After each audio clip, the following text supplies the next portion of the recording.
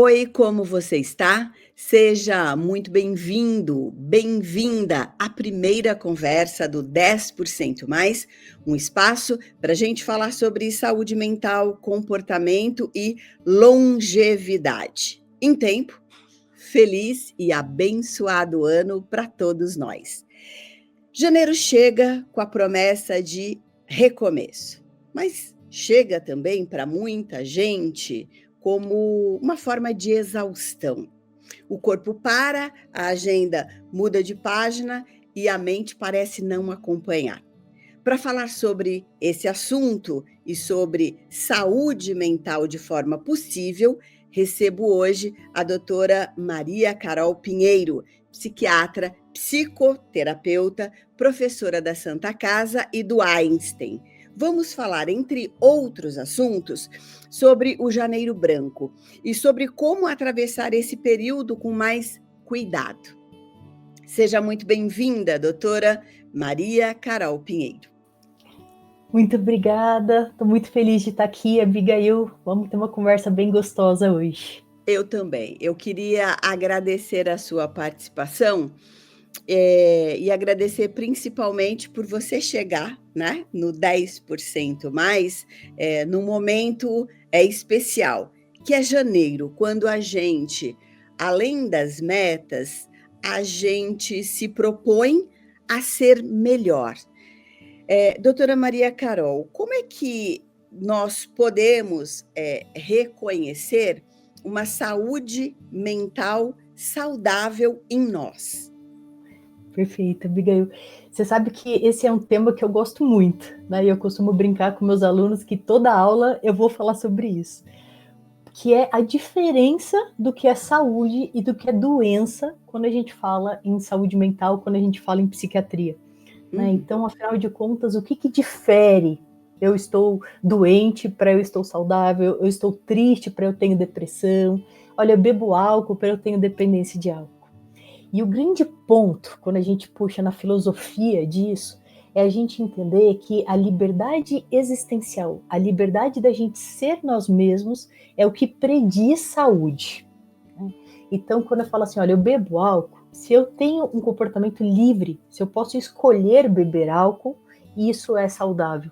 Agora, se eu estou aprisionado, olha, eu não consigo escolher não beber álcool, aí seria o adoecimento.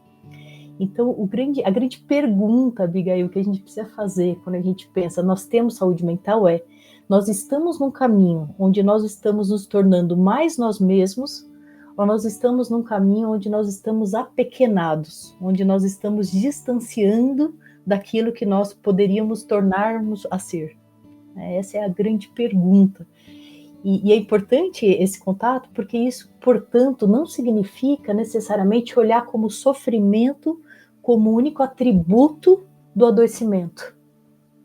Às vezes a gente está passando por períodos de sofrimento que nos torna mais nós mesmos. E isso não significa, então, estar adoecidos. Existem momentos de saúde mental onde o sofrimento faz parte da saúde. E isso é um ponto fundamental de compreensão. A gente pode entender também, doutora Maria Carol, que faz parte de escolhas nossas? Sem dúvida.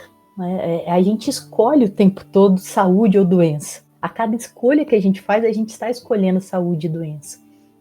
Se é uma escolha que está nos tornando mais nós mesmos, se é uma escolha que a gente está se aproximando, se a gente está se experimentando, essa é uma escolha saudável. Agora, se é uma escolha que está nos apequenando, aí é uma escolha adoecida. E isso é interessante, né? Porque quando a gente joga para a escolha, a gente percebe que está nas nossas mãos, de alguma maneira, a saúde. A gente, durante anos, Abigail, a gente foi tendo uma noção sobre saúde como algo passivo, como algo que a gente tinha e perdia. Então, olha, estou bem, estou saudável, de repente adoeci, logo perdi a saúde. E cada vez mais, até com os avanços científicos, a gente foi entendendo que saúde são processos de escolha, e que não é algo que a gente tem e perde, é algo que a gente constrói. Tanto a gente constrói a saúde, como de alguma maneira a gente constrói com escolhas erradas também o adoecimento. E aí, inclusive, a importância da gente olhar para o adoecimento como um momento de perspectiva de rever a nossa vida. Então, eu sempre costumo dizer que a gente eu faço uma comparação de saúde e doença com coragem e medo. Né? Assim como o medo é um convite à coragem, e não o oposto de coragem, o adoecimento não é o oposto de saúde. Inclusive, as pessoas mais saudáveis que eu conheço são pessoas que eventualmente já adoeceram, que estão doentes. Né? Mas a gente entender que o adoecimento é esse convite a buscarmos caminhos mais saudáveis.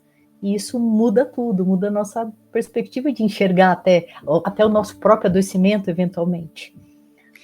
Muda. E como é que você vê, então, essa frase de saúde mental saudável é a ausência de qualquer transtorno?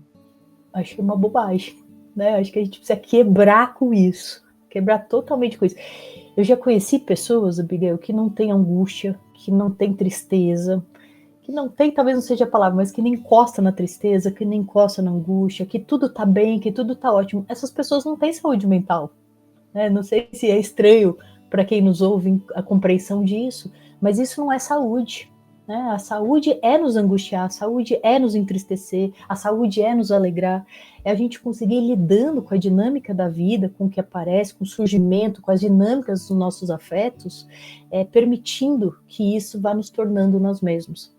O adoecimento é a paralisação disso. E quando eventualmente nós adoecemos, quando eventualmente nós temos um transtorno, é entender, olha, deixa eu parar um pouquinho nesse caminho para ver que caminhante que eu estou me tornando. Né? E a partir disso, recobrar novos caminhos. Então, esse é um ponto fundamental. Não é sobre andar sem rumo, mas é perceber que quando a gente paralisa, é porque existe uma necessidade de mudança de rotas. E seja mudança de rotas com a nossa alimentação, com o nosso sono, com o nosso trabalho, com os nossos amores, com o tempo. Nós vivemos um momento onde nós estamos adoecidos do tempo. E é importante a gente olhar para esse tempo e rever qual é a relação que a gente está fazendo com ele. Eu vou trazer aqui um nome que você conhece muito bem, que é o Dr. Vitor Dias, né? Um grande nome na análise psicodramática, que aprendi com ele. Doutora, qual é trazer para a gente a parte mental saudável para se trabalhar? Porque até então eu entendia que para estar bem, tudo tem que estar bem. Né? E como você disse, eu posso sentir angústia, eu posso estar preocupada, eu posso estar com um pé ali na ansiedade por conta de um problema, e eu tenho a minha parte mental saudável.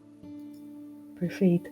É lindo, né, o que o Vitor Dias traz, e se eu pudesse acrescentar uma coisa, é essa compreensão de que essa parte saudável é a parte onde foi possível acolhimento, aceitação, segurança. E aí a gente entender que esse acolhimento, essa aceitação e essa segurança, quando a gente consegue abranger todas as nossas partes, é justamente quando a gente se encontra nessa saúde. É quando a gente consegue conectar o que a gente sente, o que a gente percebe e o que a gente pensa, e essas conexões nos integram. Por isso que eu costumo dizer, Abigail, que saúde mental não é sobre estar feliz, mas é sobre estar inteiro. É sobre a gente estar nessa integridade. E a gente só consegue essa integridade quando a gente consegue nos acolher, quando a gente consegue nos aceitar, quando a gente consegue nos dar essa proteção, essa segurança necessária.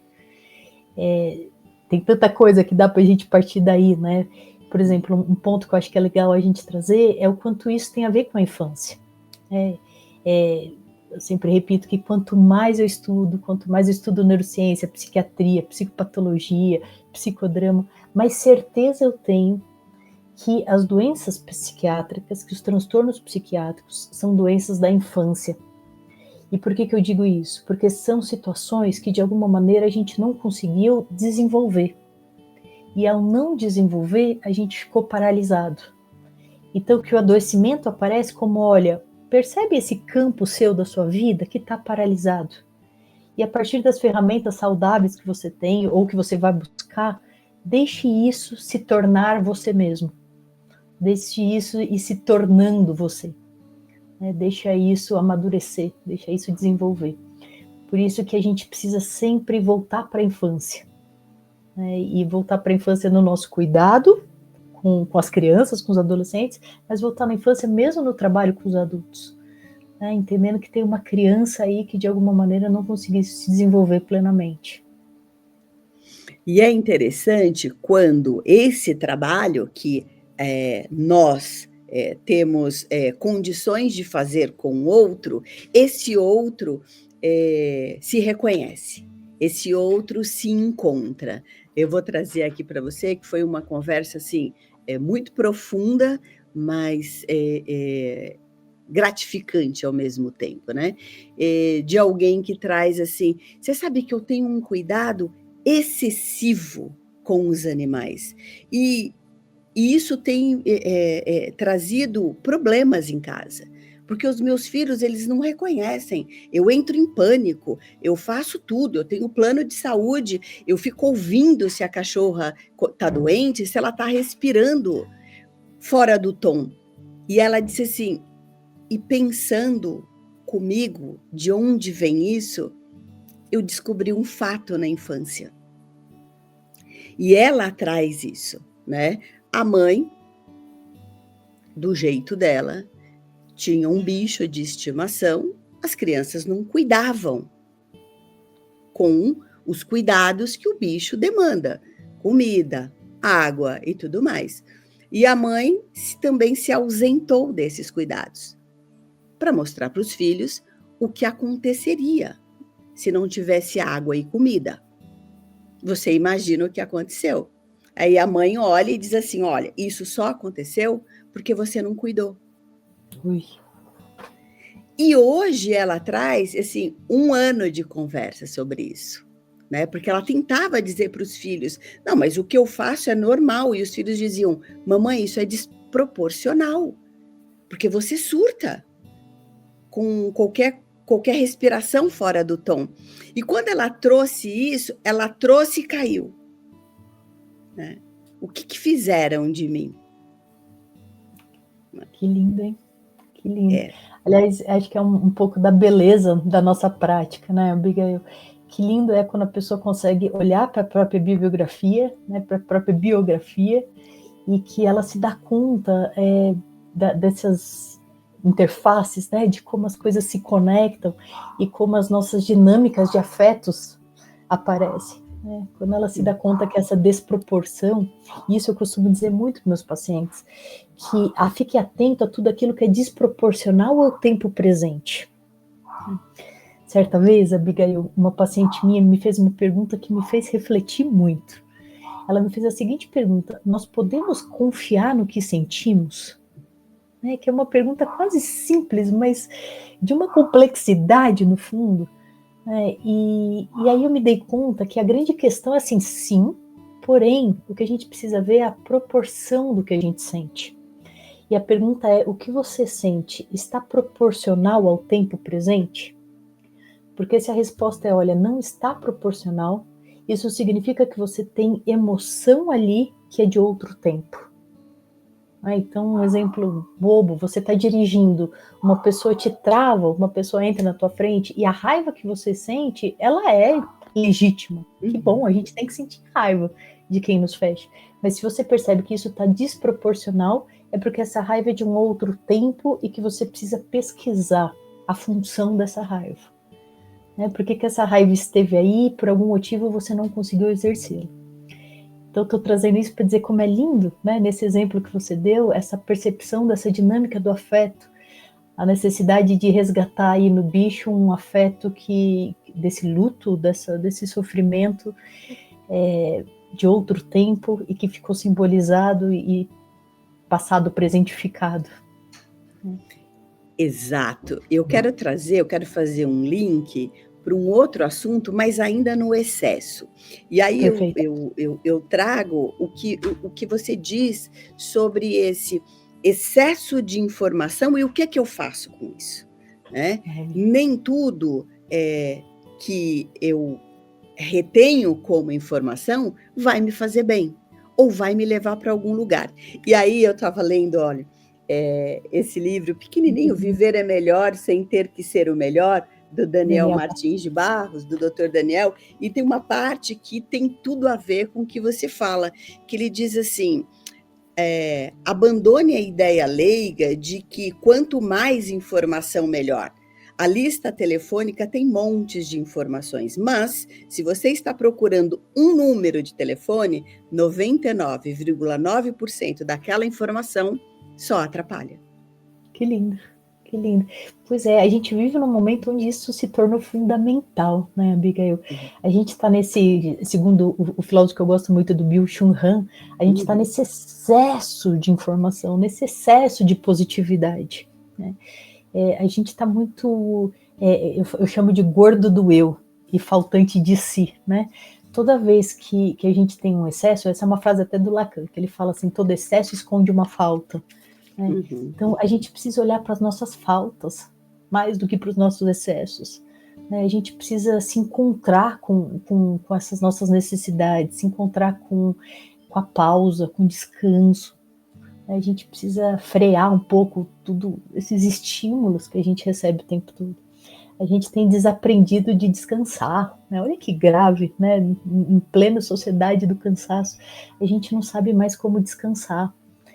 E não é só descansar dormir também, né? Esse descansar mental, esse descansar emocional, esse descansar sensorial, esse descansar espiritual, esse descansar de criatividade, quer dizer, são tantos tipos de descansares que a gente foi se esquecendo e dessa dificuldade da gente abrir espaço. Né? Como a gente tem tido dificuldade de abrir espaço para si, espaço para o outro.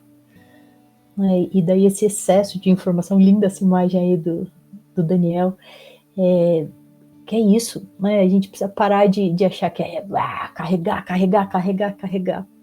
Não é à toa que a gente vive esse período de epidemia de insônia, né? Que é justamente essa perspectiva do parar, do entrar em contato consigo, entrar em contato com o desconhecido de si. Né? Estamos adoecendo por hiperconectividade, estamos adoecendo por hiperinformações, por cansaço. Esse é um momento onde se faz muito, muito, muito, muito importante que a gente reveja, né, como eu coloquei, essa relação com o tempo. Como é que então, nessa enxurrada de informações, principalmente em relação à saúde mental, porque, claro, quando se tem um certo conhecimento e você ouve alguma coisa de determinada pessoa, você para avaliar, né? Nossa, essa pessoa está falando sobre isso agora, né? Então, essa pessoa está gerando certo tipo de conteúdo em detrimento ao sofrimento. Mas quem é essa pessoa, né? Eu tenho uma capacidade, né, ali mínima de observar isso. Como é que o leigo pode observar isso, doutora? Como é que ele pode separar, vamos lá, o joio do trigo na questão saúde mental? Bom, acho que a primeira coisa, sendo muito honesta contigo, porque eu acho que a gente olhar um pouquinho que nós estamos vivendo uma crise na psiquiatria. E aí acho que faz sentido até a gente, alguns passos atrás, antes de eu te responder objetivamente essa resposta, que é entender dentro da história da psiquiatria em que momento que a gente está. Né?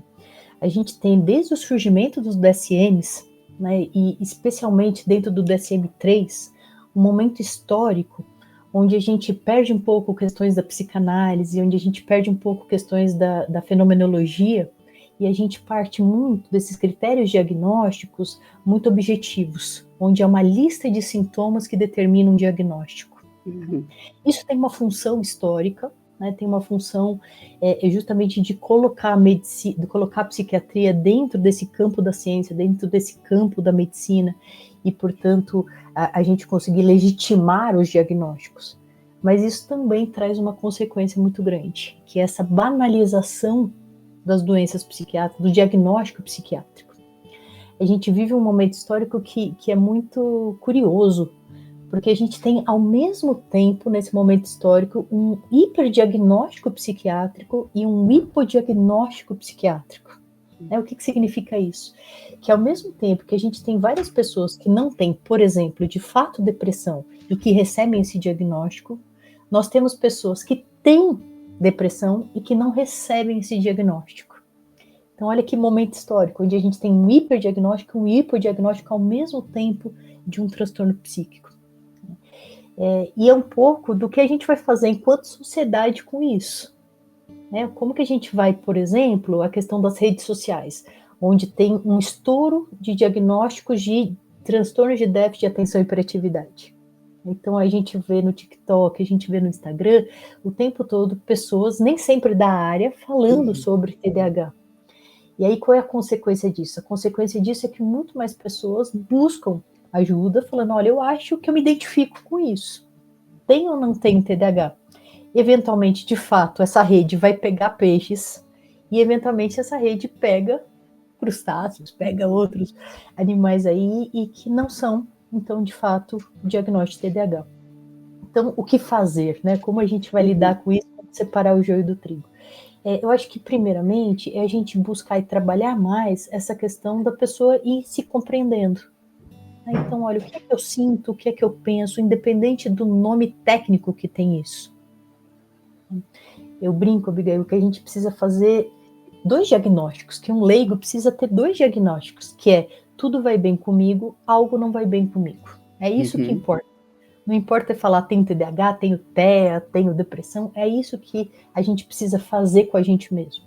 E aí, a partir disso, buscar uma ajuda especializada, né, e buscar um apoio de psicoterapia, e buscar um apoio de psiquiatria, como é o caso, buscar médico, buscar um acompanhamento para que possa, então, sim, ser dado um diagnóstico técnico, se esse for o caso, e um direcionamento do tratamento. Você diria que hoje, na sua prática clínica, há uma confusão entre não querer sentir a tristeza e já ligar à depressão, com todos os conhecimentos que o próprio paciente tem e entrega para o profissional. E muitas vezes deixar de querer se conhecer também, né? E eu não quero sentir. Eu sempre trago, eu queria trazer para você, eu não sei se você já ouviu, uma história do Caligares, que ele diz assim que começou muito a primeira onda, né, do Prozac, lá nos Estados Unidos, ele tinha alguns pacientes, e um paciente adentrou a sala e disse assim, olha, eu gostaria de uma receita para um Prozac, porque eu preciso desse antidepressivo. Mas o que é que está acontecendo para você chegar a esse ponto? Meu pai está muito doente. E com a proximidade da morte dele, eu vou precisar do remédio. E aí o Caligares diz assim, você vai perder um dos momentos mais importantes da sua vida no sentir o que essa ausência me traz, né? O que essa falta pode me causar. Então, trazendo essa história para a pergunta muitas vezes, né, um título, arrumar algum nome, nomear, significa uma fuga? Maravilhoso, né? É exatamente o que a gente tem vivido, né, Abigail? E que eu defendo veementemente que a gente precisa lutar enquanto sociedade com isso. A gente tem, e aí eu faço até uma meia-culpa da psiquiatria, que eu acho que a psiquiatria também tem o seu papel nisso, mas a gente tem anestesiado muito as nossas dores, né? E vamos lembrar que a palavra anestesia, o seu oposto é aestesia, e a estesis é acordar. Então, o que a gente tem feito é estar adormecido nos nossos sentimentos, nas nossas emoções, né? Nós vivemos o tempo todo a gente tem tirado o tempo todo a dor. E tirar a dor é tirar a vida. A gente não pode esquecer disso. Quando eu tinha uns 15, 16 anos, eu estava assistindo Sessão da Tarde, e daí deu aquela musiquinha clássica, que quem é mais das antigas sabe, né? Que é a musiquinha do plantão da Globo, né, quando acontecia alguma coisa impactante.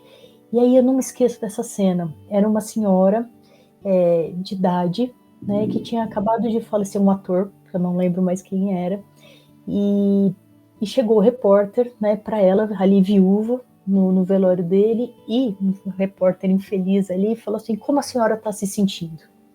E aí ela olhou bem profundamente nele e falou: eu estou vivendo a pior tristeza da minha vida.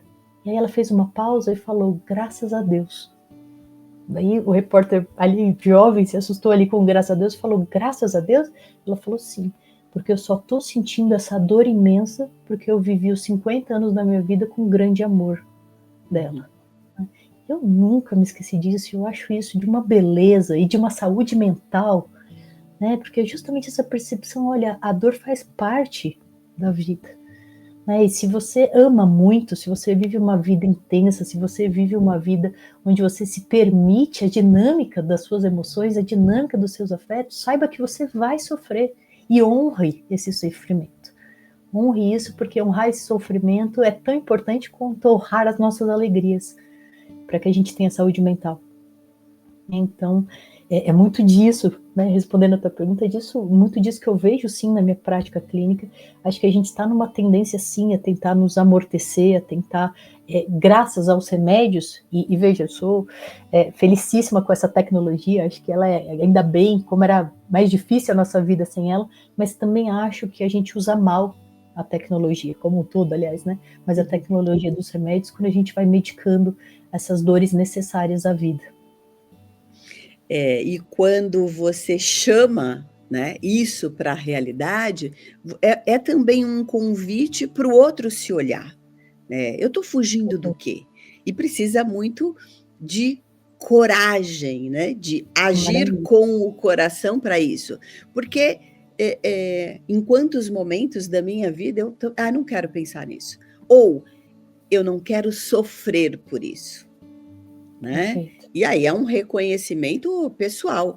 A gente sabe que isso acontece, porque muitas vezes nós também já passamos por isso, né? E não quero passar por isso, não quero sofrer. Eu quero, depois eu penso, né, nisso que está acontecendo.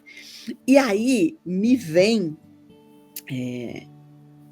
doutora Maria Carol, pensar, né? Deixa que eu penso isso em janeiro. E aí, janeiro chega. E a gente tem a ideia de que tá tudo novo. E a mudança para o dia 31 de dezembro, para o dia 1º de janeiro, pode ser apenas uma dor de cabeça de um porre, né? Porque tudo continua a mesma coisa. Né? Como é que essa mudança de agenda, essa mudança de página, mas essa mesmice e até, né, o reforço da minha insatisfação. Perfeito, né? Você sabe, Abigail, que janeiro, né, vem de Janus. Janus era um deus da mitologia romana, cuja característica é que ele tinha dois rostos, né? Ele olhava para frente e olhava para trás ao mesmo tempo. Então, essa imagem de janeiro, que é o começo de algo, mas que você também, assim como você está ligado ao futuro, você está ligado ao passado.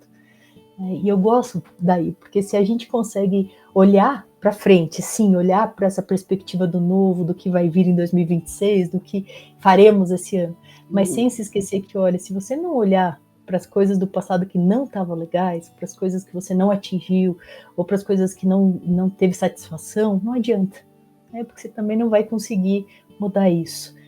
Então, essa imagem de janeiro eu acho muito bonita da gente pensar, olha, sim, um novo ciclo começa de alguma forma, mas se a gente for repetir os mesmos erros, se a gente for continuar nesse estado de exaustão, não vai funcionar muito.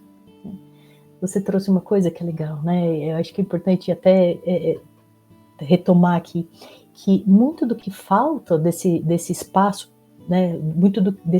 Essa falta de espaço psíquico é o que faz a gente não conseguir lidar com as nossas dores.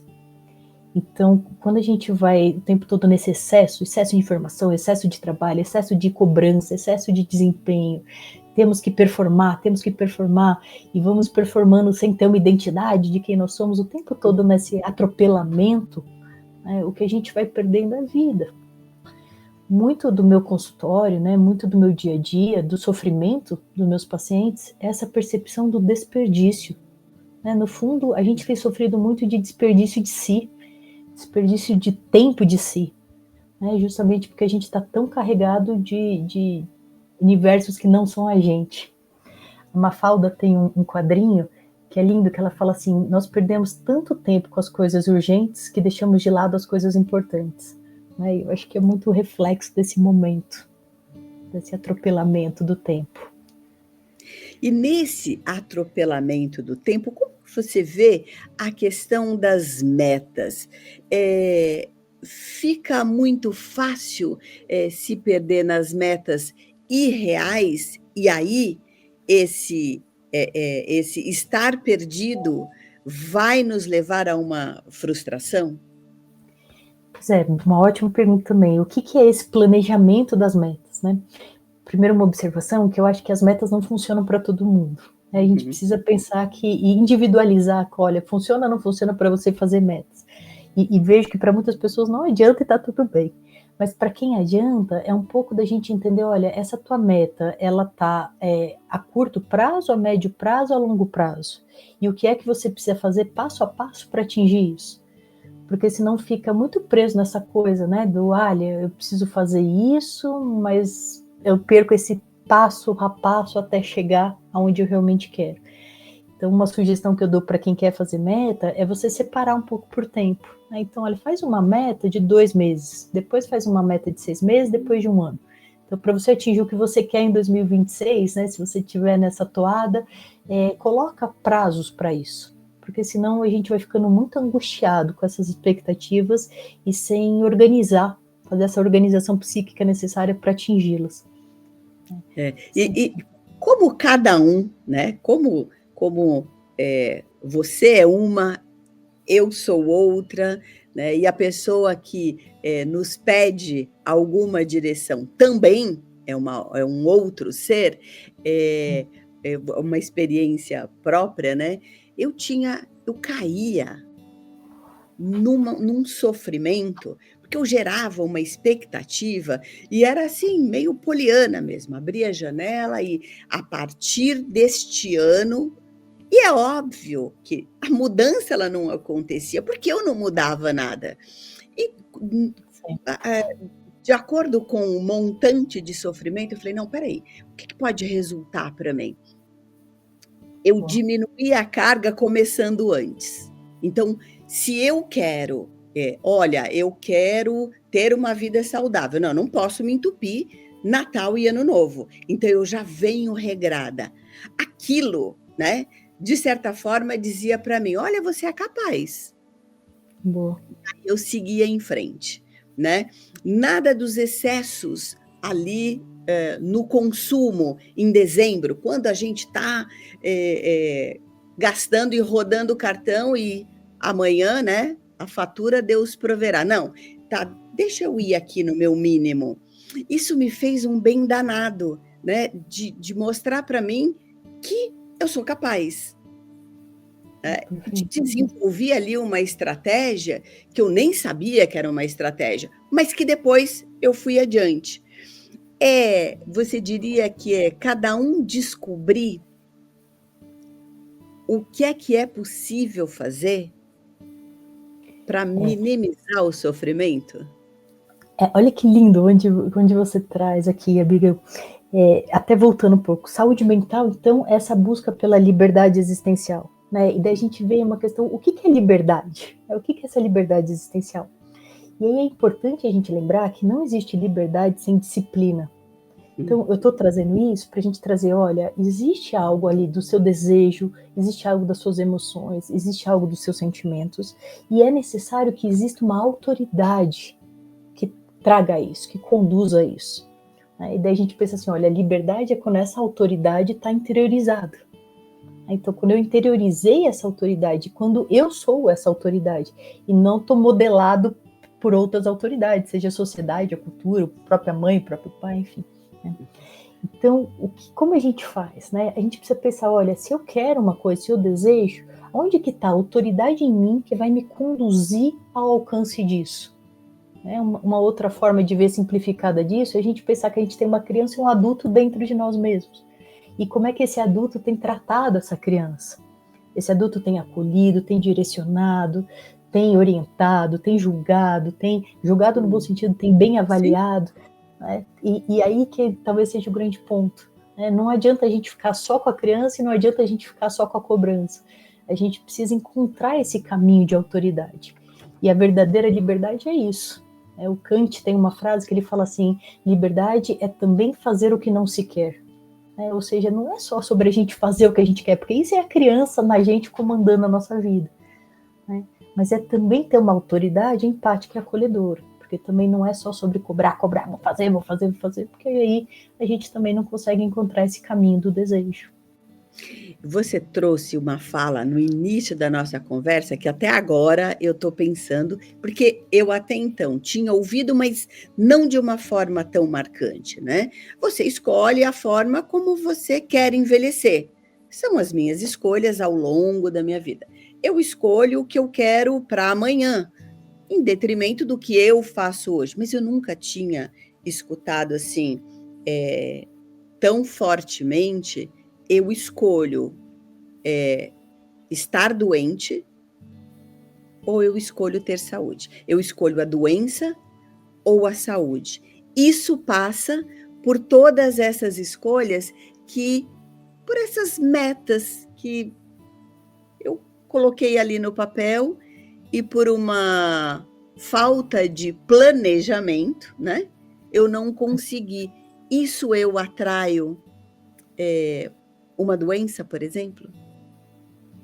Claro, sem dúvida. Mas aqui também um ponto importante, Abigail, para a gente não confundir. Doença aqui, justamente nesse sentido, daquilo que está me apequenando, daquilo que está me Exato. tornando menos nós mesmos, né? Porque quando a gente entende profundamente isso, e entende que doença e saúde não são opostos, né? Porque a gente tem uma visão biomédica da questão saúde e doença que nos dá a impressão de que são opostos, que faz com que a gente entenda esse paradigma como opostos.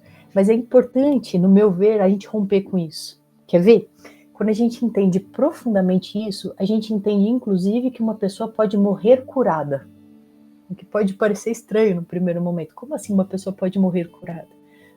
Mas se a gente percebe que doença e saúde não são opostos, a gente entende que o adoecimento não é sobre morrer, o adoecimento é sobre viver bem. Então uma pessoa pode morrer curada porque ela estava viva até o momento onde ela morreu. Então esse é um ponto que eu trago, acho que como fundamento. Então a gente precisa entender as nossas escolhas como, olha, eu estou me avivando com as minhas escolhas. E veja, nesse sentido não é sobre, vou exagerar aqui, mas comer salada ou comer doce. Não é isso, não é sobre isso. Puxa, eu posso comer um doce e isso ser saúde. Eu posso comer uma salada e isso ser adoecimento. É sobre aquilo está aumentando o meu conatos, como diria Spinoza, né? Isso está aumentando a minha energia de vida, isso está aumentando a minha potência, ou isso está me despotencializando. Porque a gente entende que o adoecimento vem da despotencialização.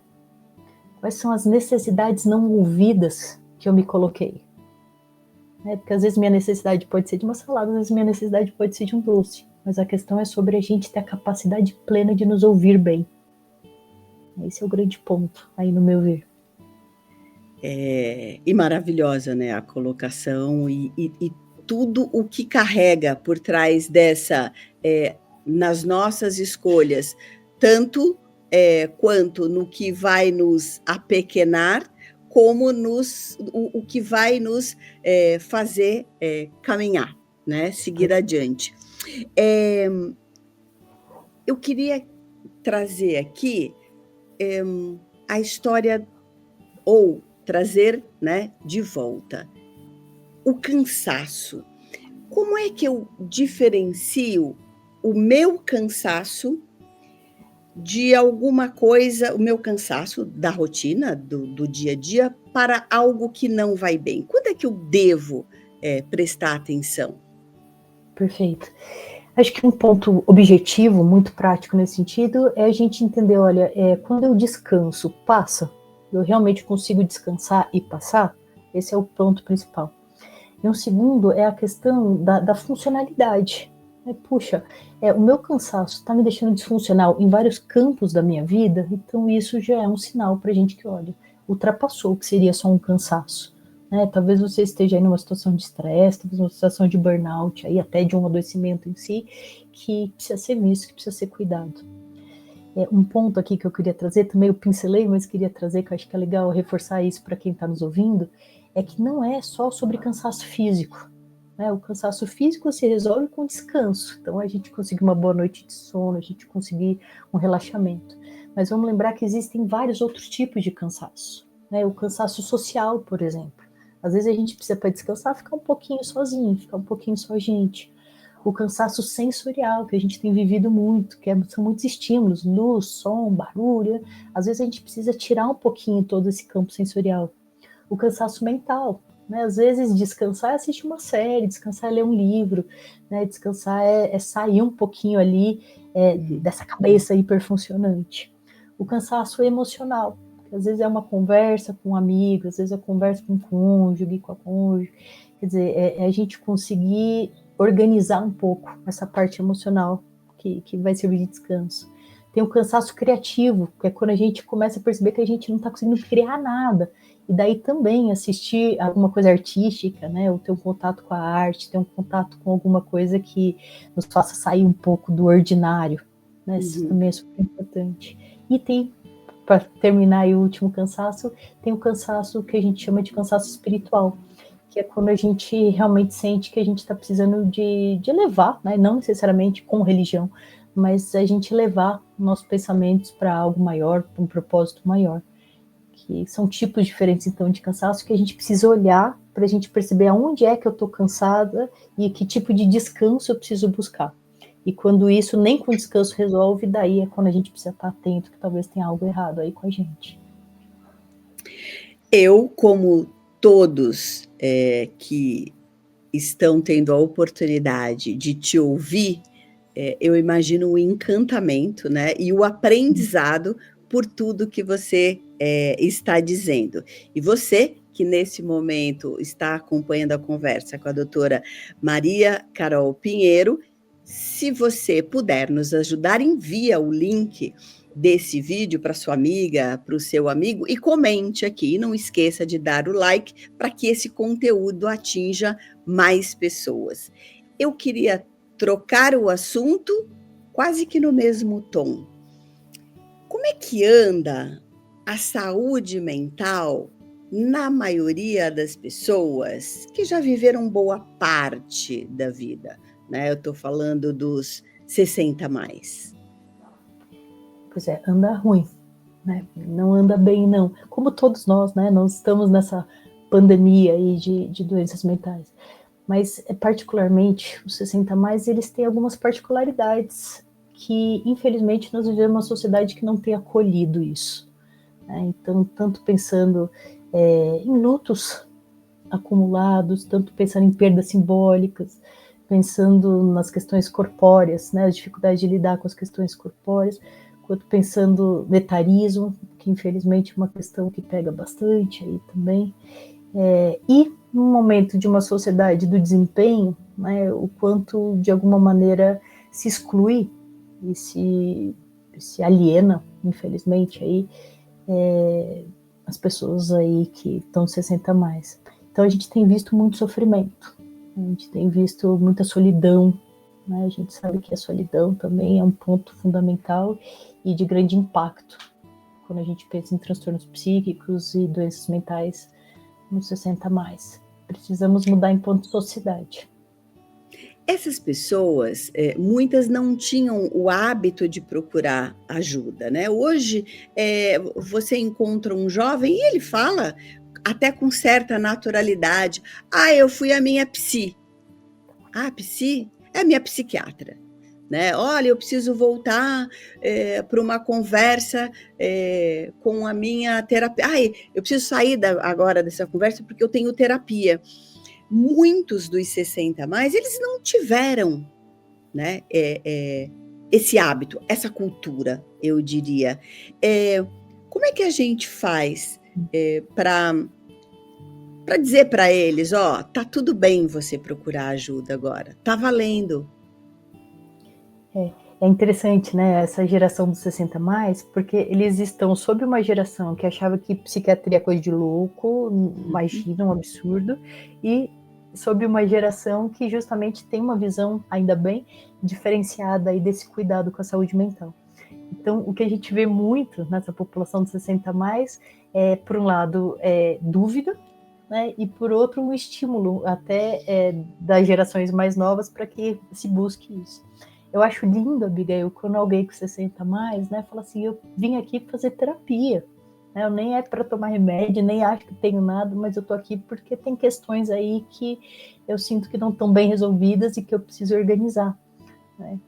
E é lindo de ver isso, porque é sobre isso, é sobre a gente entender que a vida está aí, que a vida urge, que, né, o tempo, na melhor das hipóteses, se a gente fez as pazes com o tempo, ele está aí para nos trazer essa sabedoria, trazer esse caminho onde a gente possa ir nos tornando mais nós mesmos.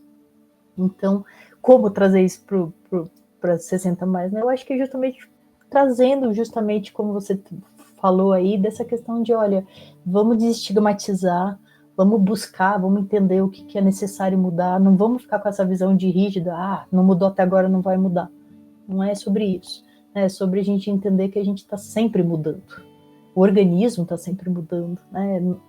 Nós, como seres orgânicos, nós estamos sempre em transição. Então, considerar o sofrimento como algo que precisa ser visto, que precisa ser cuidado, que precisa ser acolhido, independente de qualquer outro aspecto. Doutora Maria Carol Pinheiro, caminhando para o final dessa conversa, que eu ficaria horas aqui com você, quase que sentada, né, na sala com uma amiga conversando,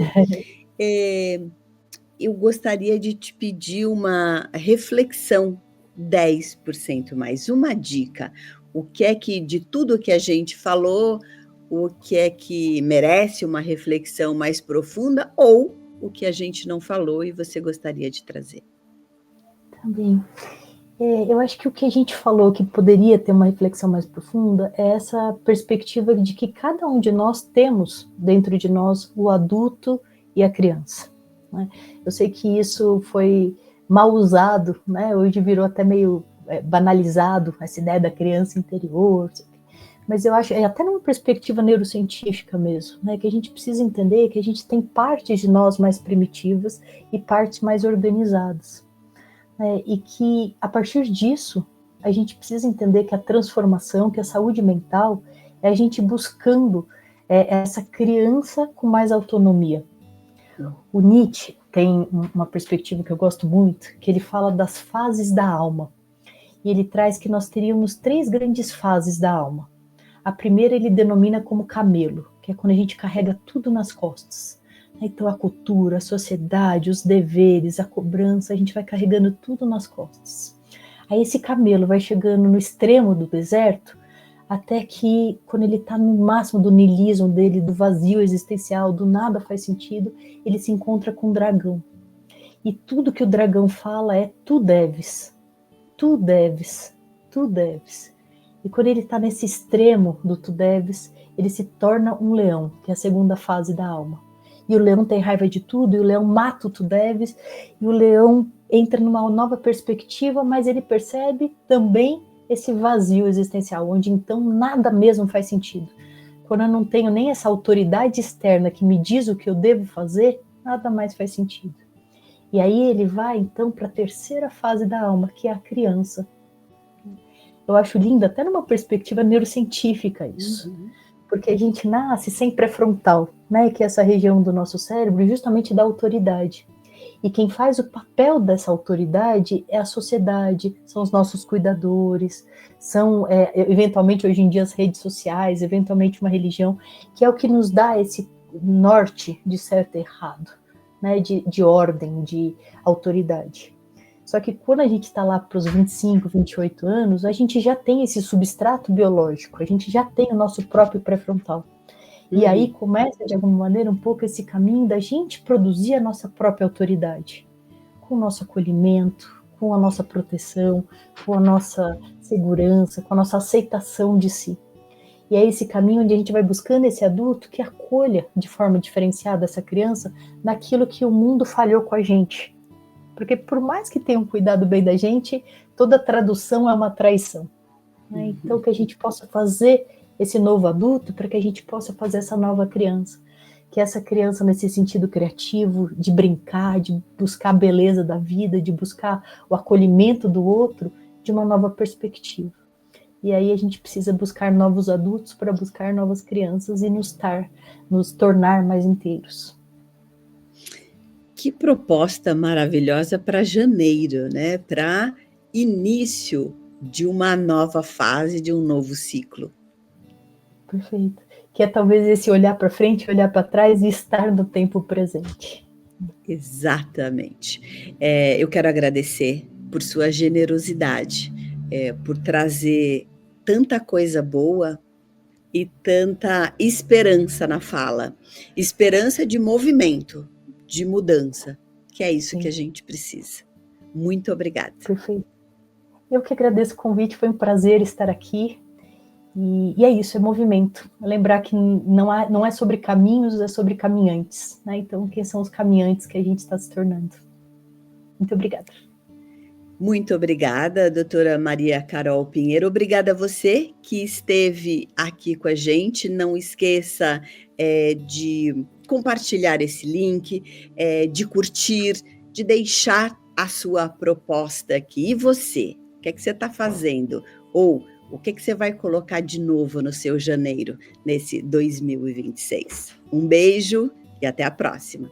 Tchau. Tchau, doutora Maria Carol. Beijo. Um beijo. Obrigada.